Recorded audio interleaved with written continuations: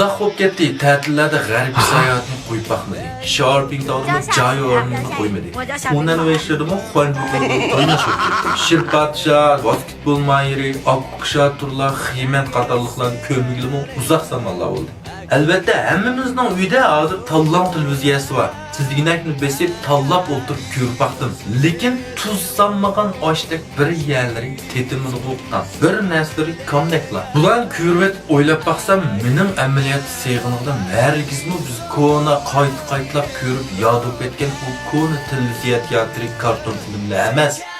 Belki şu çağdaki eslemeler, şu çağdaki hissiyat, şu çağdaki balılık, yaşlık, kızgınlık, şu çağdaki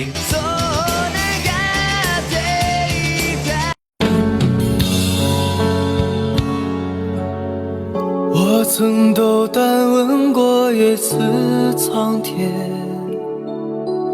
为何把